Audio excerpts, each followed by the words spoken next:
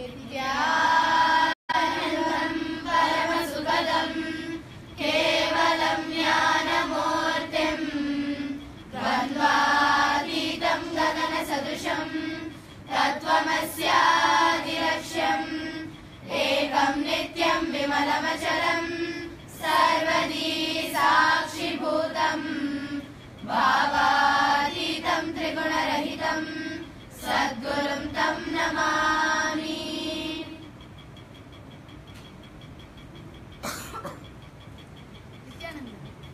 We welcome all the Shri Mahants, Kotaris, Tanedas, Samajis and Satsangis to this Vakyatsadas, which is conducted by Palasans of Nityananda Gurukulam. Today's Vakyatsadas, we are going to speak about today's Satsang. I have a question. What did Swamiji exactly mean by consolation is not completion? Because if you console someone, they might become okay with what happened. So how is consolation not completion? What I feel is the context in which Swamiji meant itself was different. If you listen to the first half of the satsang, Swamiji was very clearly speaking about the ideas. Basically, to give an example, like our modern education itself, if there is a theory, like how Swamiji was speaking about pure science and applied science, if there is a pure science, we make our own ideas and think that is the ultimate and go. That is the modern education. But Swamiji told back then when Rama and Krishna studied, the Hinduism education, the education of our Hindus itself were different. It's awarding to be that you are given an idea and you have to believe it and you blindly follow it. You have your own freedom to come and experiment it and experience it by yourself. What I feel is that, see, now we'll take an example that suppose you have a bit of fight with one of your best friends and after that you're sitting and crying and someone comes and consoles you. They may tell you that it's okay, such things happen in life, whatever, just leave it. You might become okay with the situation later on. But that does not necessarily mean that you will get back to the same space. Like you'll get back to the same friendliness with her or him. So in the same way, when consolation is not completion, because in consolation you might become okay, but then the whole situation won't go back to how it was before. There might be some other changes in the whole thing.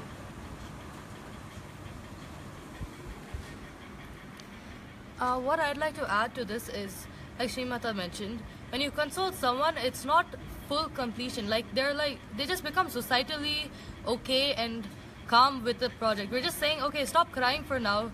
We'll figure it out later. That's what consoling actually means. It does not say take it and solve the problem and put it out and say I'm totally done with this problem. So consoling in its sense will never solve any problem. It will never complete a person. So when you have to complete a person, consolation will never work because you're only just temporarily putting it aside.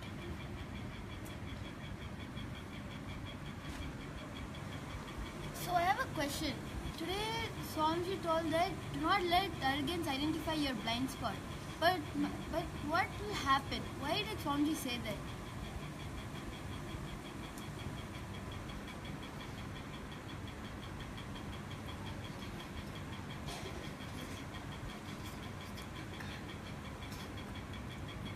What I feel is Swamiji was he mentioned that verse also, Ajnana Timirandasya Jnananjana Shalakaya, which itself means when Guru applies the Jnananjana, we think that we don't have arrogance. Like how Swamiji was giving the example of Shivaji. In those days, the secretary of Shivaji itself wrote a book where he says that the secretary of Shivaji tells that the Mughal emperor kills in the Mughal kingdom, they kill between themselves and they own the kingdom. But in Shivaji itself, even our own kingdom, in example of Shivaji, he also did the same thing. Like he killed his brothers and he won the kingdom, and his son put him in the jail and he present. Like how Swamiji told in Maratha kingdom itself, if you see, they built the huge forts and everything. but for what? To hide whatever is happening inside the kingdom in the name of administration.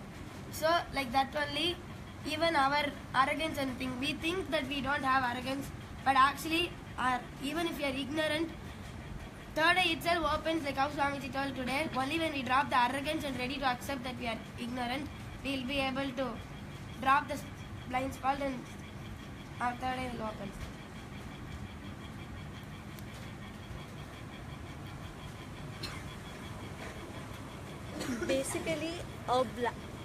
Basically a blind spot is a confusion. Something that we are not clear about becomes a blind spot. So when we are in the confused state and in a confused space, and if we are not able to find out, and if we are not able to figure out with it, it by default leads to ignorance. And our ignorance unconsciously leads to arrogance. Ignorance and arrogance go hand in hand. Ignorance is the inner image that we face with ourselves, which reflects out as arrogance for the outer image.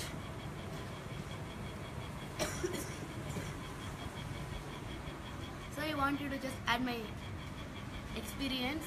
So before a few years, when actually we used to speak every day with our rose plants, and Swamiji gave this initiation where we speak to the rose plants and make their thorns drop.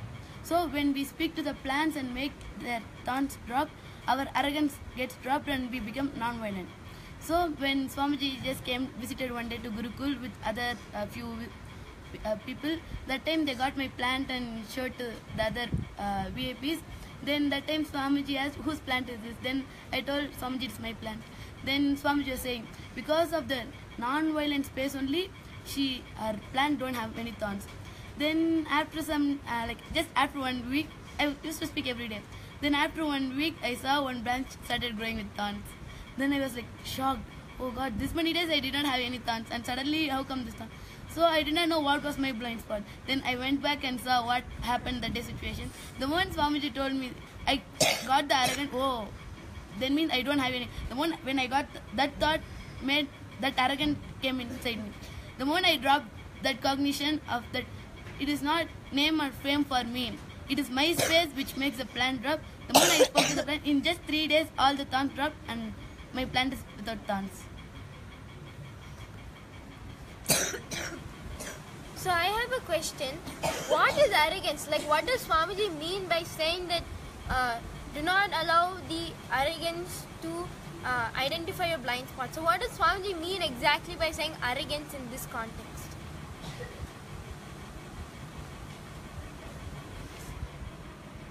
What I understand as arrogance is you trying to show that you are ignorant, that you don't know something. You actually understand it, but you are just trying to show you don't know it. You're acting innocent. That's what I understand as arrogance.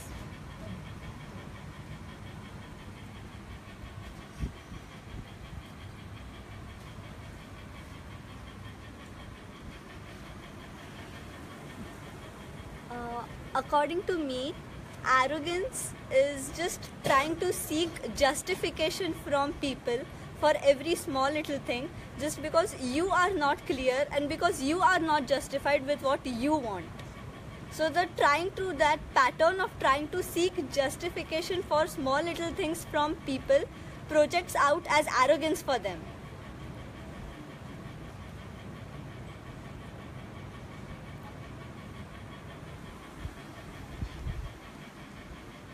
What I feel as arrogance is, you know what your incompletion, what your blind spot is inside you, and you're not willing to complete it. You're not willing to change it. You know it is inside, but you're just not caring about what is needed to be complete inside you.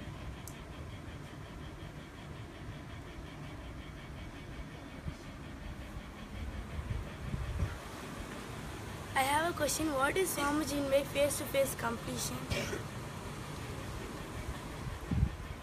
What I understand is face-to-face completion is like you just directly going and telling that person, I don't like the way you are behaving. I want to be in a space of completion with you. I want to make you understand why I did that and me understand why you did that, and we'll not repeat this again. Just going and telling it to them, but not yet letting them to know by telling it to someone and they go tell it to them. It should be like you want to go and make them happy. You want to complete that part of you which made them incomplete. So just directly going and telling it to them is what I understand as face-to-face completion. So what I feel is face-to-face completion is when you are completely open, when you are having that willingness to, no matter what, for example, any incompletion has happened between two people. For example, person A, they're ready to open themselves and complete with whatever happens, and they're ready to complete their blind spot. This is what I feel as face-to-face completion. What I understood as face-to-face completion is whenever you have some incompletion within you, instead of going and gossiping to others or telling, see, this kid is like this and I don't like that kid, he's behaving this way, she doesn't like me, she speaks bad words about me. You just be open to that person. You go and tell him, this is what I feel about you. Let's not carry this anymore. Let's sit and decide to complete and, bring the completion back so our life becomes better. So what I think is you directly go to that person, talk to that person, make the completion happen. So you completely forget the incident. The incident becomes literally redundant in your life. What I feel is the essence of today's whole Vakya itself. First we were looking about arrogance and everything. So if at all you want to get initiated and drop your arrogance, and Swamiji initiates, is just come and attend this July 25th IA 23-day program to drop your arrogance and get your third eye awakened.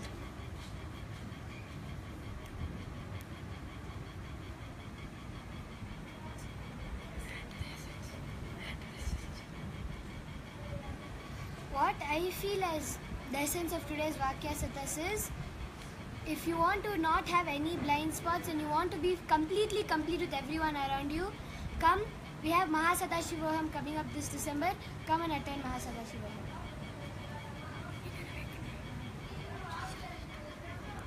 What I felt the essence of the Vakya Satas is, by transforming yourself from the arrogance and ignorance, you can manifest more and more powers, and you can transform yourself to the higher cognition. So I invite you all to come and attend the Inner Awakening. What I understood about face-to-face completion is,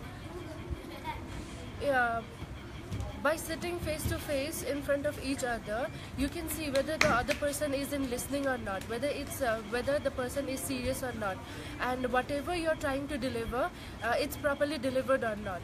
So face-to-face completion is very important.